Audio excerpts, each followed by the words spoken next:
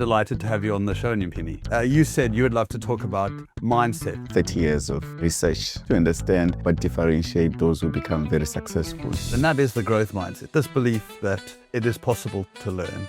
For me personally, it's what has worked in my career. We box ourselves and say, you need to be a chartered accountant to be a CFO. You need to throw yourself out there and be vulnerable and let people teach you new tricks. And where you need help, put up your hand. What you really embody is this humility to know what you don't know, and then the confidence to know that you will be able to learn it. Welcome to the Non-Fiction Book Club. I'm your host, John Bradshaw, and we've got a great show for you today. A reminder to sign up to our newsletter at www.nonfictionbookclub.co.za to be the first to hear about interviews, reviews, and get discounts on all the books we cover, courtesy of exclusive books. And now for our show. It is my great honor to welcome Nyimpini Mabunda to the show today. I've known Nyimpini a long time now, since he was at Vodacom. He is a respected author, CEO, and non-executive. In fact, a very hard man to put in a box. If you read his book, it seemed like he always wanted to be a CEO. He worked up through P&G in Diageo, Ugandan breweries. There was a season there. Into Vodacom, then was CEO of GE. Now he's author, speaker, coach, advisor, podcaster, investor, non-exec director, dreamer. There was a stint at Nando's and BCG somewhere in there as well. But as you can see, Nyimpini does not fit into one box, but he's a ball of infectious energy. He's an avid reader, and so delighted to have you on the show, Nyimpini. Thank you so much, John. It's great to be here. Brilliant. Well, when we were asking about what book you would cover, I see we've got your battered version here. You said you would love to talk about Mindset by Carol Dweck. And I was so excited to do that because this is a book that really affected how I think about the world as well. So really looking forward to that discussion. Where were you in your journey when you first read this book? I just joined GE actually, 2020. So the version you see here was gifted to me in 2019 by a good friend, and typical at that time I was busy writing Take Charge, so I didn't get to read it. But then in 2020, I think somewhere around September, I joined GE as a CEO, and my welcome gift from Larry Kapp, the global CEO, was this book, which he had signed and he bought for the top 200 executives. Oh, wow. And when something comes from the boss, then you better look at it. So that was now my second. Which lines must I? So I've got 2 copies of this book, right? The first one I kept for a year, and then when the second one came from Larry, I said, okay, fine, this will be a career limiting move not to read it. But I've since read the book over and over again, because I mean it was quite an interesting coincidence. The lady who gifted me is a good friend. It's just actually my PR manager. And then she was just like, and I'd engaged her for to drive my brand, my personal brand, ahead of the launch of Take Charge. Yes. And then just to say thank you for business, we've worked well together. Read this book, and then Larry Kapp sent me another copy, and that's really what sort of compelled me to read it. Yeah, it's CEOs need to be careful gifting books, because everyone reads the book to say, which person do you think I am? Right. Exactly. But for those of our listeners who haven't read the book, do you mind giving, what is the major thesis of the book that Dweck is what is the point she's trying to bring across? I think, firstly, Dr.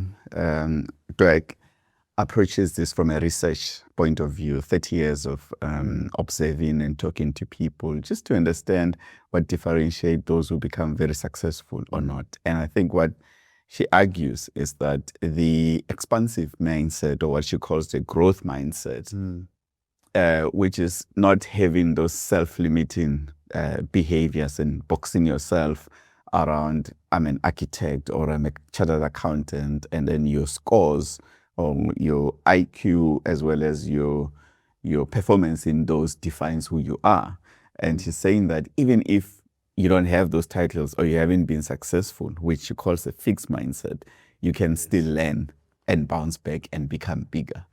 And that in many ways has appealed to me, because what I've seen in my own career, and I write about this in my own book, Take Charge, is I think I'd become better, much better, the older I became. If you go and look at my primary school performance taken academically, it was quite poor.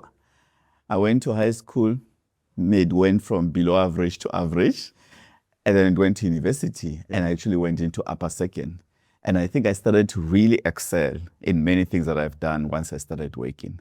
And interestingly, when I look back to understand why that is that the way of teaching and learning at work actually appeals to me a lot more than I was taught at school. Because one, I learned by observation and I also learned by doing. But the academic system, certainly in high school, did not give me that opportunity. So you would have dismissed me long time ago as someone with potential who could even become CEO one day if you only looked purely at my academics. And she gives this grade 6 experience of hers where kids were even seated in a classroom based on their IQ. Yeah. And I would have been back of the classroom. And had I believed that that's all I'm capable of, I would never have made it in life. So where I really came alive for me, and there's this 70-30, 70-20-10 principle of learning, where 70% is on the job, 20% is through your supervisor and coaching and mentorship or line manager, and then 10% is actually through academics. Those of us who go into MBAs and corporate and whatever. I learn a lot by doing. And in fact, in hindsight, I should have gone to technical colleges and stuff like that. And so I relate to that because I never gave up on myself. I never dismissed what I'm capable of based on that. But actually, I've learned so much more. And if I look at what has happened to my career, I've worked in consumer goods, I've worked in financial services, I've worked in infrastructure, led people from sales and marketing to like architects, to actuarial scientists and chartered accountants and engineers in GE. So for instance, GE hires is one of the biggest employers of engineers in the world, and Vodacom was one of the biggest employers of actuaries. In the financial services team who were working with me, and I was never intimidated by that because whatever challenge came my way, I opened up and learned about it. Well, you were confident that you would be able to learn. And I think that's what strikes me. I'm really surprised that you read the book so late because having read Take Charge, it does feel that throughout your life, you've had a belief that you're improvable. Yeah. Right? And that is the growth mindset, this belief that it is possible to learn. Yeah. And I think that's so powerful. You talk a little bit about in your book about the feedback. Yes. And it feels like I feel the same. I was very lucky early in my career to work with people who were great at giving feedback. So one of the stories I tell, John, which is quite incredible for me, and I think that's where the switch happened, and I adopted this mindset before I even read the book, was I studied psychology, and that's my junior degree. And then I did my postgrad in marketing. Yes. Right. So 4 years, 3 years psychology, and then 1 year marketing. Then I applied for graduate placement program. And one of the companies that appealed to me is Procter & Gamble. And of course, what do you want to do? I'm applying for number 1, marketing manager, and number 2, sales manager. Yeah. I get to the interview. The finance director tries to convince me to move to finance and said, you'll be fantastic in finance. Like, have you looked at my CV or even my results? There's no accounting there. There's no finance management. What the heck, so to speak. You were just desperate. And they were like, no, you'll do very well. Don't worry about what you studied, because here we come and we train you. You can learn finance, but it is your mindset and your personality and the structured way in which you think. And it's your problem solving. Yeah. So the spreadsheets that we use and all of that, doesn't matter. I didn't do that at varsity. Yeah. We will teach you. And then later, and I talk about this in some of my keynotes, we box ourselves and say, you need to be a chartered accountant to be a CFO. And that's conventional wisdom, right? You've got the current CEO of MTN, Group CEO of MTN, Ralph Mopita. Before the current role, Ralph was the CFO of MTN. He's not a CA. Yeah, he's an engineer. and he did quite well. So this is the kind of thing, and I say to some of the students as I talk about who are struggling to find jobs, and I encourage them to reskill and repurpose. And I said, well, one of the biggest banks in Africa is not run by a banker; it's run by a lawyer, Sim Chavala. Yeah, he came from a law firm, and then he learned what he knows about banking throughout his career. Even talk about he started in CIB, and later in years, when it was clear, and he had a conversation with his boss, Yako Marie, at the time, to say, look, I would love to run the bank one day. And Yako said, well, you need to go and learn retail. And at that point, he took a step back from Exco, took a demotion to go and run South Africa retail in service of his career, and now he's a group CEO. And if you look at how Standard Bank has done the last decades under Sim's leadership, he's not a banker. It's incredible. And I wonder if these outsiders, or the people who don't come up through the functional channel, have an advantage in that they know they have to learn. Yeah. Right? Whereas the people who come up through the channel are nervous about showing that they don't know everything. Yes. Right? Whereas when you come in from the outside, when you went to you're open to be vulnerable. You ask the questions, and in asking those stupid questions, you discover something new. You also look around the world, and maybe because what you've learned before coming into that role, it's a bit different to some of your contemporary counterparts.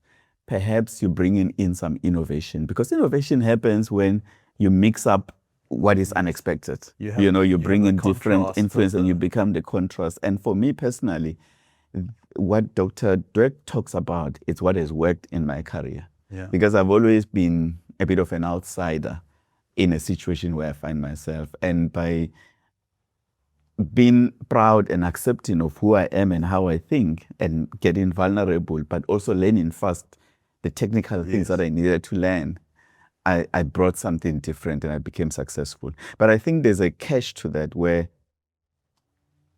you need to be self-aware. And where you need help, put up your hand. So what I've been very good at over the years is to make sure that I've got a team that also balances me on some of my derailers. It's very important to make sure that you've got that support, Yeah. But look, the other thing that this book appeals to, as I've said earlier, is I've studied psychology, and it's described as the study of human behavior. So I'm very fascinated. Like you, I spent the earlier part of my career in marketing, and one of the things that always fascinated me about marketing is consumer insights. Yes. Why do people behave the way that they do? Why do they really do that? And in trying to unpack that, so anything with behavioral science in it, as these days they call it, becomes very interesting. Human beings are complex.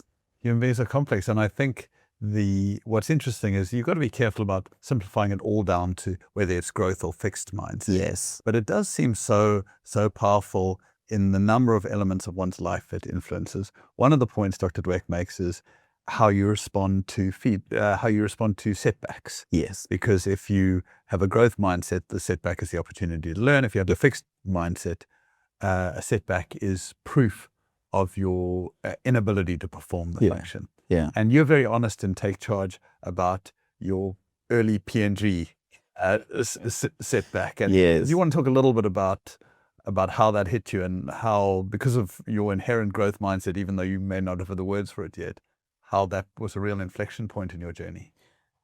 Yeah, I think the gift about feedback is that it's an opportunity to reflect. And I think I learned very early through my training as a graduate at P&G that on how to deal with feedback, and also how to toughen up and receive things that you don't want to hear. But more importantly, it's the actions that you take after you've been given that feedback. So it was a gift for me, because I was going nowhere. I started working very early. I was 19. I joined P&G in sales. The first day I arrived, I remember very well, 15th of January, 1996. I get a brand new, beautiful Jetta, Volkswagen, petrol car. You're in Joburg. I'm in right? Joburg, the bright lights. I've arrived, right? I don't even have rental because I'm staying with my uncle. you know, so lots of money in the pocket, car, and I just forgot to work. I thought I've done the work coming here, and the work has been to You've pass at arrived university. now, You know, I've arrived, you know. And yeah, so, you know, at P&G we had 6 months performance reviews, but also ongoing feedback. And you were very clear about what you needed to achieve. In sales, it's easy. You know, it's your market share, it's your volume targets, and then it's the way that your outlets are looking. You come from retail, you know, so when my bosses go to then Pick and Pay Boxback, the hypermarket, when Pampers is not on display, that's me. You know, when it's not selling, that's me. So like, very clear. You can't hide. And it's like, when did he come here? You know, what has he sold? You know, out of stocks and all of that. So it was fact-based. It was fair. And that's another thing, you know, about feedback. Sometimes we play victim and not internalize it. But I've learned to say that actually it comes from a good place. And yeah, so I could see that it was derailing my career, and I had to make some changes. And that's the tough part, because in wanting to improve, something has to give. You know, so I had to stop certain behaviors. I had to go out less often. I had to cancel, as they call it these days, some of my friends. And I had to refocus my energy. And the good thing is that when I made that change, where my mindset was like, I can now grow, I need to invest in this, I've got this, and I saw my results improving. And then, as I say in my book, 6 months later, only 6 months, that I was back on the career trajectory. Yeah. I mean, it does feel like, I certainly am very conscious that without any of my own doing, I got this gift somewhere of a growth mindset, maybe through the way my parents raised me. You also seem to have been given that gift. But I know you have done a bit of coaching through your career. I'm sure some of the people you've coaching have more fixed mindset type things. So when you're mentoring or coaching someone with a more fixed mindset, seems like quite a hard thing you need a growth mindset to change from a fixed to a growth mindset. So it's quite hard to get that started. Yeah. What is your experience or advice of working with people who find themselves with a fixed mindset? I typically take them out of the work environment, because I think people will tell you that, you know, I've only worked for state-owned organizations, I would not survive in the private sector. Or they tell you that, you know, I understand this industry, I wouldn't do that there. And then when you take them out of the work environment, you know, and what I tend to get is people who are technical in nature or coming from financial services, and they say, well, I want to grow in my career, but now I'm supposed to serve customers, I'm supposed to manage stakeholders, I'm supposed to sell. I can't sell. And I said, oh, okay, so tell me how you got a job that you have currently. And then if you have a partner, you're married, how did you do that? You know, tell me that. And it's like, tell me how that is not sales, you know, because it's about understanding the consumer, repackaging your proposition to add value to the customer or consumer. You know, so it's almost like having a coaching conversation to first give people the belief that they've got it.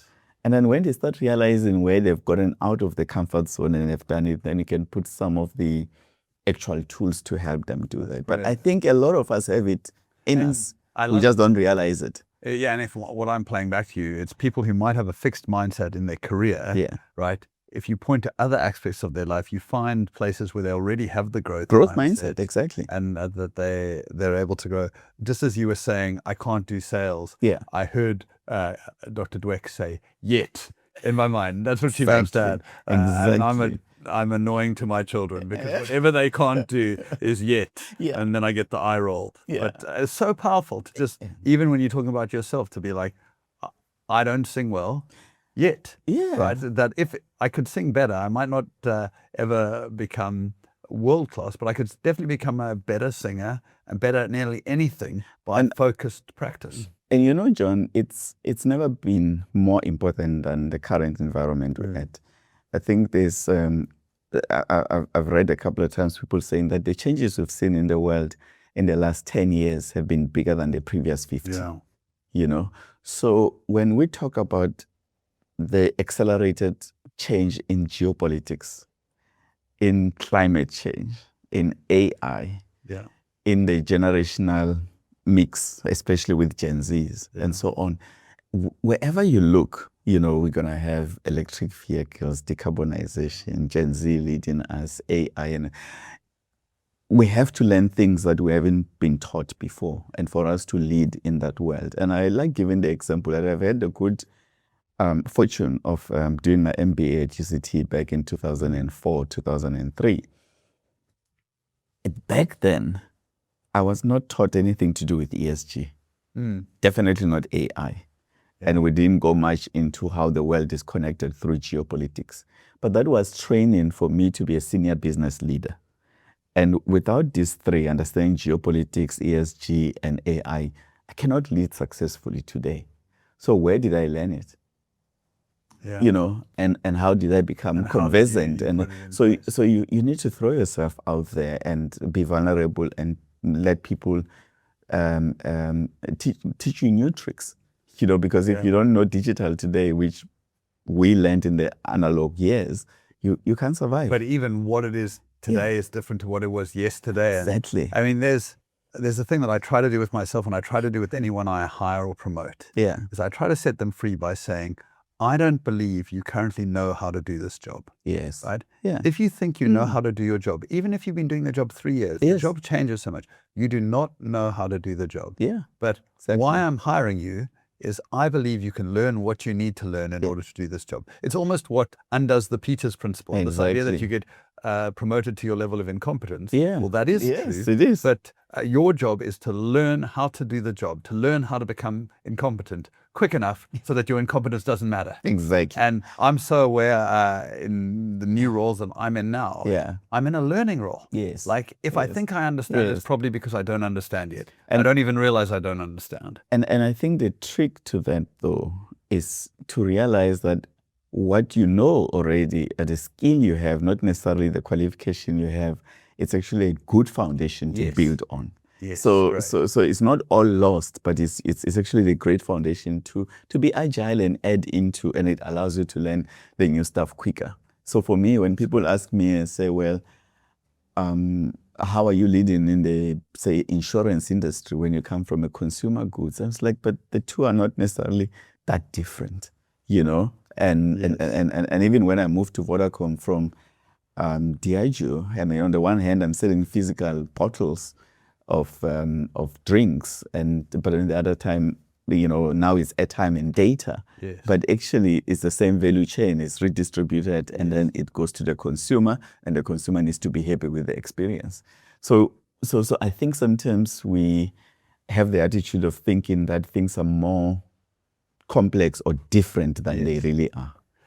And I see two mistakes to make. Exactly the mistake you talk about, that it's too complex. The other mistake that I've certainly seen people come into companies saying, I already understand it all. Right? So it's almost that humility to say, your first act is humility to learn and to grow and to understand.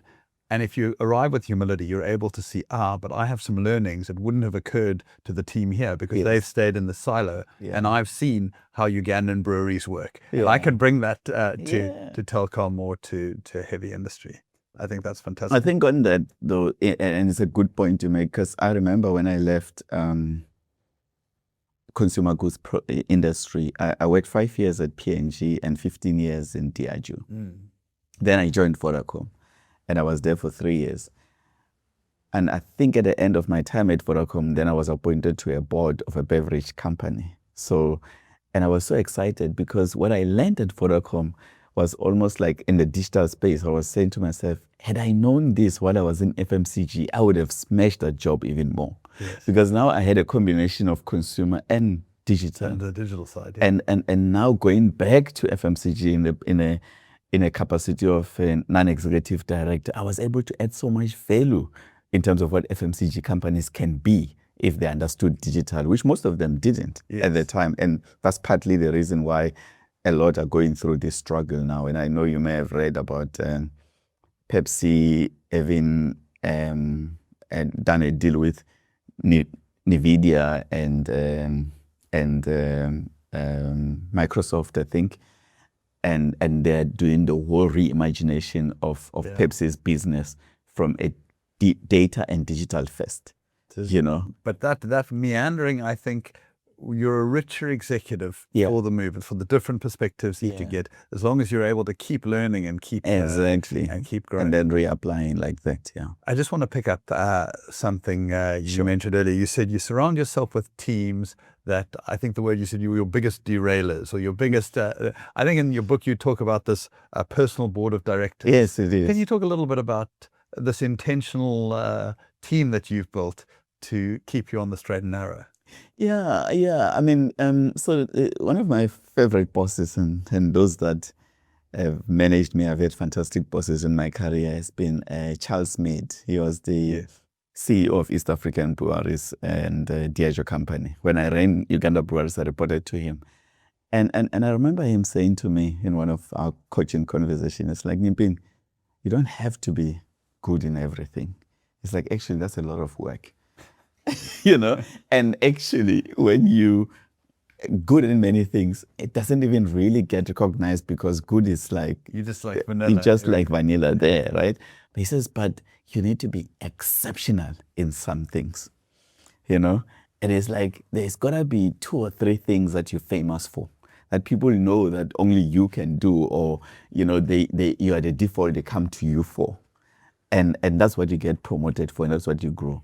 Because I think for a long time, and there's been debates in books around it to say, do you focus on getting better at your weaknesses, or do you leverage your strengths? Like really take the spikes, you know, and you just go with it, right? Yeah. So I'm a believer in the spikes, and then just go and become like world class in it, because you really can. But you cannot ignore the things that you're not so good at, right? So you need to be up a level where they will not become a liability. Yes. But more importantly, if some of those for the role that you're doing actually needs to be higher than the baseline, then hire the people that are balancing you in that. You know, so for me, one of the biggest gifts I've had in my career very early on is the self-awareness. It's the ability to really take a critical look at myself and do the assessments, understand who I am, and then what makes me tick, and what, at my best, what conditions needs to exist for me to deliver my best work. And then what are some of the things that in my pursuit of success can trip me? Yes. And I learned that very early. So like, for example, I mean, I remember when I was appointed CEO in Uganda Breweries, it's like, well, commercial, I'm very strong. You know, I built my career in strategy, in sales and marketing. And that is, so commercial solutions and selling and coming, I knew that very well. Now I'm a CEO for a business that has supply chain manufacturing in Uganda. We've got 3 plants. I'm not a supply chain person. Yeah. Right? I mean, I would not operate a brewery. And yet a supply chain person reports to me. Yes. And then the second thing is a CFO. As much as I understand the numbers and the balance sheets and everything, technically, I would not tell you back then how to optimize cash flow and stuff like that, because that's not what I studied. Calculate the deferred tax. Or how to understand why I have a tax assessment and stuff like that, right? Or even knowing the back pocketers of what the CFOs hide, you know, or how to effectively, without help, deal with the auditors that have come in and say that we found this and that we're not happy. Yet I needed to inspire the CFO, manage them, and then challenge them. So I knew that those 2 are the gaps. And when I went to Uganda Breweries, I actually got the CFO of South Africa, Diageo, and then I got a supply chain director of the Netherlands to be my coaches in those 2 functions. And before I even met my CFO in Uganda, I was like, I'll meet with Martin Cromat, he won't mind me saying. I said, Martin, so what questions should I ask my CFO to know if there's anything that is hiding? So he'll give me cheat sheet, you know, and then I'll also, my supply chain director will say something that maybe I didn't understand so well, and then I'll go back to Hank, who was the supply chain director in Amsterdam, coming from Heineken, and say, Hank, this is the thing. And then they'll even go to a point of helping me say what questions to ask when you meet with your direct report. So that is the active help I was getting, because I knew that, you know, supply and finance and supply includes procurement. Those two are so critical to a business but I wasn't confident in my ability to get it. But if you actually don't get a good handle of it, you can lose a lot of money in the business. Yes. You know, and I actively sought help on that. So imagine if I pretended that I've got this. I would not have been able to harvest some of the low-hanging fruits that I harvested in the business. And actually, we ended up doing so well. I managed to get more capex invested. I managed to get the plant improved. I managed to get our gross margins to go up by 8 points, and so on and so forth. But because I threw myself into that, and I can tell you now, my understanding of those two areas today it's 10 times, if not 15 times better, because I threw myself into it. It feels to me what you really embody is this humility to know what you don't know, and so that you can go learn, and then the confidence to know that you will be able to learn it. And it's that blending of humility and confidence which I think has allowed you to have such great success across all these different verticals, and you continue to have great success. We have flown through our time, Nyimpini, so wonderful to chat. If you want to hear more, Nyimpini, Take Charge is a brilliant book. It's the story up to a few years ago, full of really practical advice as well as Nyimpini's story. And then you should check out CEO Nights, Nyimpini's brilliant podcast where he interviews CEOs and hears about their story. Nyimpini, thank you so much. It was wonderful to have you on the Nonfiction Book Club. No, thank you so much. Time flies when you're having fun, but thanks for having me. Thank you. All right. Well, thank you for listening. Remember to sign up to our newsletter at www.nonfictionbookclub.co.za. And until next time, happy reading.